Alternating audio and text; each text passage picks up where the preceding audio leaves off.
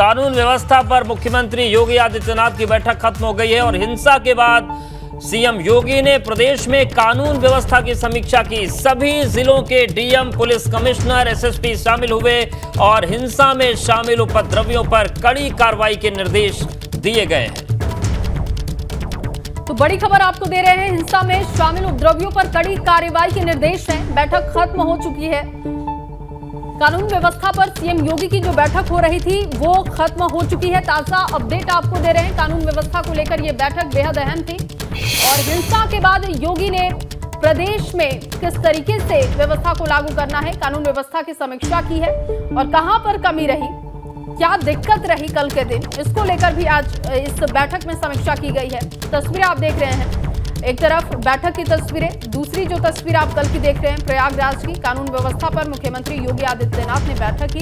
Video conferencing के जरिए भी तमाम जगहों के अधिकारी जुड़े हुए थे और हिंसा के बाद मुख्यमंत्री योगी आदित्यनाथ ने बहुत ही साफ संदेश दिया था कि किसी भी दोषी को बख्शा नहीं जाना चाहिए।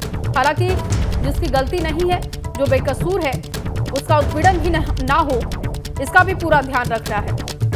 तो बैठक फिलहाल खत्म हो चुकी है। कानून व्यवस्था को लेकर बैठक हो रही थी, बैठक खत्म हो चुकी है। सभी जिलों के डीएम, पुलिस कमिश्नर इस बैठक में थे और सभी के साथ मुख्यमंत्री योगी आदित्यनाथ ने चर्चा की है। और कल प्रदेश में कई जगहों पर हिंसा हुई थी, उसी को लेकर यह बैठक बेहद अहम थी। और चलिए इससे रुक करते हैं लखनऊ का। हमारे साथ हमारे सहयोगी विवेक त्रिपाठी जुड़ गए हैं। विवेक, जिस तरीके से ये बैठक बुलाई गई मुख्यमंत्री की तरफ से, क्या विशेष दिशा निर्देश हैं? क्योंकि ये दिशा निर्देश तो पहले भी थे कि कानून व्यवस्था पर नजर रखी जाए। दूसरा जो शुक्रवार आने वाला है उस पर पुलिसकर्मी जो हैं, जो प्रशासन के लोग हैं, सतर्क रहें। लेकिन उन निर्देशों के बाद भी कल जो स्थिति बनी वो चिंताजनक थी। आज क्या कुछ विशेष निर्देश दिए गए हैं, विशेष गाइडलाइन सीएम की तरफ सौंपी गई हैं? बिल्कुल अवधेश, बहुत सारे स्पेशल जो इंस्ट्रक्शंस हैं वो मुख्यमंत्री ने आज जारी किए। और सबसे महत्वपूर्ण बात आपको बता दूं, बैठक में सभी विकास प्राधिकरणों के उपाध्यक्ष भी मौजूद थे और नगर निगम के और नगर निकाय के जो अध्यक्ष हैं, जो नगर आयुक्त हैं, वो भी मौजूद थे। यानी वर्चुअल बैठक थी। यहाँ पर लखनऊ में जो अधिकारी हैं वो तो अंदर यहाँ सीएम आवास में थे, लेकिन 75 जिले जो हैं उनके अधिकारी सीधे वीडियो कॉन्फ्रेंसिंग से जुड़े हुए थे। और वो इसलिए मौजूद थे क्योंकि बुलडोजर कब कैसे चलना है, किस जगह चलना है, किसकी संपत्ति पर चलना है, ये जानकारी सिर्फ उन अधिकारियों के पास थी। क्योंकि सारे जितने अवैध निर्माण हैं, जितने अपराधियों के जो अपराधी हैं, उपद्रवी हैं, साजिशकर्ता हैं, उनके पास जो भी संपत्तियां हैं, गलत तरीके से कमाई गई संपत्तियां हो या जो अपराधी चूंकि वो इसमें पकड़े गए हैं, उपद्रव करते हुए पकड़े गए रंगे हाथों, उनके खिलाफ जो कार्रवाई होनी है, उनकी कितनी संपत्तियां, ये सारी जानकारी उन अधिकारियों के पास थी। यानी पुलिस और प्रशासन के अधिकारी तो मौजूद थे ही, नगर निगम और डेवलपमेंट अथॉरिटीज़ के अधिकारी भी थे। यानी बैठक में समीक्षा होनी थी कि क्यों हुआ ये सब। कानपुर में होना था, सूचना थी, कॉल थी, बंद की, उसके बाद भी आप नहीं रोक पाए। इसके बाद आपको 1 हफ्ते का समय मिला। 1 हफ्ते बाद फिर जुम्मा आया, जुम्मे की नमाज हुई, तब तक आप पूरी पर्याप्त तैयारियां कर सकते थे। लेकिन फिर प्रयागराज में हुआ, पश्चिमी उत्तर प्रदेश के कई जनपदों में हुआ। तो 9 जनपद, यानी कल 10 तारीख को जिन जनपदों में हुआ, 9 जनपदों में वो क्यों हुआ? जब कानपुर से हम देख चुके थे कि ये पूरी तरह से इस तरह का एक अगले जुम्मे पर भी हो सकता है, तो क्या तैयारियां नहीं थी? ये भी सवाल जवाब हुए वहाँ अधिकारियों से कि इंटेलिजेंस का फेल्योर कहाँ रहा। इसके बाद बारी आती है सारे अधिकारियों की कि आपके जनपदों में सुरक्षा व्यवस्था के इंतजाम कैसे हैं, किस तरह से अगले जुम्मे को ये रोका जाएगा। अगर अगले जुम्मे को भी यही हालात पैदा होते हैं, लोग इकट्ठा होते हैं, तो उनको कैसे रोकना है, उसका एक एक्शन बनाया गया।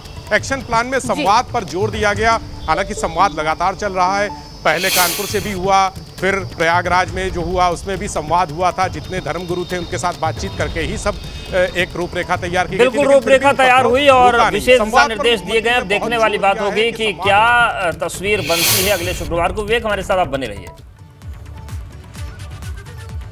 और यूपी में हिंसा में अब तक 237 उपद्रवियों को गिरफ्तार किया गया। 9 जिलों में उपद्रवियों के खिलाफ 13 FIR हुई है। सबसे ज्यादा प्रयागराज में 68 उपद्रवी गिरफ्तार किए गए। इसके अलावा सहारनपुर की बात करें तो यहाँ पर संख्या 55 है। हाथरस में 50 आरोपियों की गिरफ्तारी अब तक हो चुकी है। अंबेडकर नगर में 28, मुरादाबाद में 25 और अलीगढ़ में 3 गिरफ्तारियां हो चुकी हैं। तो ताबड़तोड़ एक्शन हो रहा है। और देखिए 9 जिलों में उपद्रवियों के खिलाफ 13 FIR। विवेक लगातार हमारे साथ बने हुए हैं। विवेक, कल जो हिंसा हुई, माहौल खराब करने की कोशिश की गई, उसके बाद से लगातार हम देख रहे हैं कि गिरफ्तारियां हो रही हैं और पुलिस ने अब तक 237 उपद्रवियों को गिरफ्तार कर लिया है। ये कितना बड़ा एक्शन है और क्या लग रहा है अभी और कितनी गिरफ्तारियां हो सकती हैं?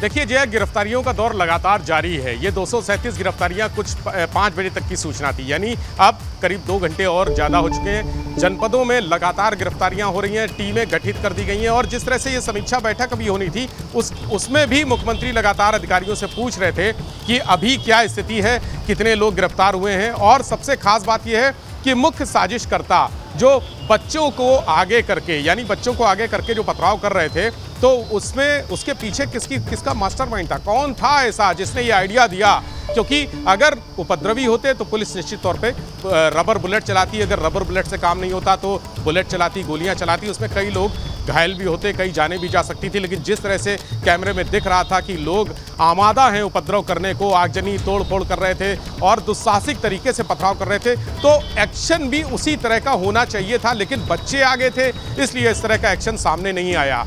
ये साजिश किसकी थी, ये दिमाग किसका था कि बच्चों को आगे करके इस तरह का पथराव किया जाए, इस तरह का उपद्रव किया जाए, ऐसा माहौल किया जाए कि पुलिस गोली ही ना चला सके। पुलिस ने भी अगर जवाबी पत्थर चलाए तो बहुत हाथ थाम के एहतियात करके चलाए हैं। लेकिन मास्टरमाइंड कौन है, मुख्यमंत्री ने कहा कि मास्टरमाइंड कौन है उसका पता लगाएं। सारे अफसर इस समय, अभी बैठक खत्म हुई है, सब अपने अपने दफ्तर चले गए और इस पूरे प्रकरण में कानपुर से लेकर प्रयागराज तक साजिशकर्ता की तलाश की जा। हालांकि पीएफआई के कुछ लोग पकड़े गए हैं। खास बात यह है कि इसमें कुछ पॉलिटिकल लोग भी थे। समाजवादी पार्टी के एक नेता की भी गिरफ्तारी हुई है, एआईएमआईएम के नेता की भी गिरफ्तारी हुई है। बिल्कुल, और ऐसे लोगों की गिरफ्तारी जरूरी भी बहुत है, क्योंकि देश में और प्रदेश में आग लगाने के मंसूबे किनके हैं, इनकी पहचान होनी जरूरी है और इनको अंदर भेजना बहुत जरूरी है। शुक्रिया विवेक आपका जानकारी के लिए। और चलिए आगे बढ़ेंगे। प्रयागराज में कल हुई हिंसा के बाद अब पुलिस ने बवाल और पथराव करने वाले लोगों पर एक्शन शुरू कर दिया है। प्रयागराज की शांति में खलल डालने वालों पर सख्त एक्शन की तैयारी शुरू हो चुकी है। प्रयागराज में हिंसा फैलाने के मुख्य आरोपियों में से एक जावेद अहमद उर्फ पंप नाम के शख्स को हिरासत में ले लिया गया है। तो आपको बता दें कि एसएसपी प्रयागराज अजय कुमार ने बताया कि कथित तौर पर सोशल एक्टिविस्ट जावेद पंप के मोबाइल से पुलिस को कई आपत्तिजनक सामग्री मिली। जावेद पंप इसके पहले सीए और एनआरसी विरोधी हिंसक प्रदर्शनों में भी शामिल रहा है। अब इसकी जांच में पुलिस जावेद पंप की बेटी की भूमिका की भी जांच कर रही है और उसके अलावा कल हुई हिंसा में कुछ ऐसे लोगों की भी तलाश है जो कई पार्टियों से जुड़े हुए हैं। प्रयागराज के एसएसपी अजय कुमार जी हैं, उनसे बात कर लेते हैं। सर, कल जो हिंसा हुई थी उसमें क्या कार्रवाई की जाए? कल आपको मालूम है कि नमाज सकुशल अता होने के बाद कुछ लोग गलियों में लौट के आ गए थे और फिर काफ़ी जद्दोजहद हुई, मशक्क़त हुई। उन्होंने नाबालिग बच्चों को आगे करके पुलिस और प्रशासन में पथराव किया था। पुलिस ने भी आवश्यक बल प्रयोग करते हुए उनको भगाया, खदेड़ा। उसके बाद थाना खुलदाबाद पे 29 गंभीर धाराओं में मुकदमा दर्ज किया गया है और इन गंभीर धाराओं के तहत गिरफ्तारी शुरू कर दी गई है। 70 नामजद और 5000 अज्ञात के खिलाफ मुकदमा दर्ज हुआ था, जिसमें से 68 लोगों को अब तक पुलिस ने हिरासत में ले लिया है। इनसे पूछताछ की जा रही है, इनसे सबूत इकट्ठे किए जा रहे हैं और सबूतों के आधार पर इनको जेल भेजा जाएगा। केवल जेल ही नहीं, इनके ऊपर गैंगस्टर एक्ट और एनएसए के तहत भी कार्रवाइयाँ अमल में लाई जाएंगी।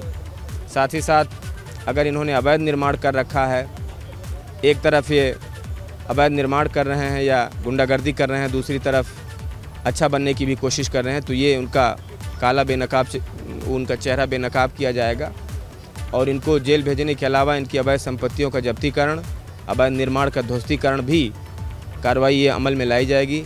इनको किसी भी सूरत में कतई बख्शा नहीं जाएगा। हिंसा का मास्टरमाइंड कौन लोग? अभी तक जो सामने बातें आई हैं उसमें मोहम्मद जावेद उर्फ जावेद पंप का नाम प्रमुखता से आया है। इसको हिरासत में ले लिया गया है, ऐसे पूछताछ की जा रही है। इसके बयानों के अनुसार इसकी एक बेटी जेएनयू में पढ़ती है, दिल्ली में पढ़ती है और वो लड़की इनको काफ़ी राय देती है, लेकिन राय देना दोष में नहीं आता। फ़िलहाल ये चीज़ें निकल के आई हैं, उस पर पुलिस बाकायदे जांच कर रही है कि जो राय देती है वो साजिश के तहत इस तरह से गैर कानूनी कार्यों को करने के लिए तो राय नहीं देती है। अगर इस तरह का काम कर रही होगी, सबूत मिलता है, तो उसकी भी गिरफ्तारी सुनिश्चित की जाएगी। निर्दोष होगी तो उस पर बिल्कुल कार्रवाई नहीं होगी। पिता पुत्री जो हैं ये सीए और एनआरसी के आंदोलन को भी लीड कर रहे थे। पुत्री का तो नाम नहीं इसमें आया है, लेकिन ये प्रमुखता से काम कर रहा था मोहम्मद जावेद और जावेद पाम। ये बात सामने आई है कि ये प्रमुखता से उस आंदोलन में भी बड़ी जिम्मेदारी निभा रहा था। पॉलिटिकल पार्टीज़ के लोगों के भी नाम आए। पार्टीज़ के लोगों का ना कहिए, कुछ ऐसे क्रिमिनल्स और अराजक तत्वों के नाम आए हैं जो कुछ पार्टी से ताल्लुक़ रखते हैं। मिसाल के तौर पर AIMIM का भी नाम आया है, उसमें भी 3-4 लोगों के नाम आए हैं। उनके बारे में भी डिटेल इकट्ठी की जाएगी। अगर उनका दोष होगा तो उन पर भी सख्तियाँ कार्रवाई की जाएगी।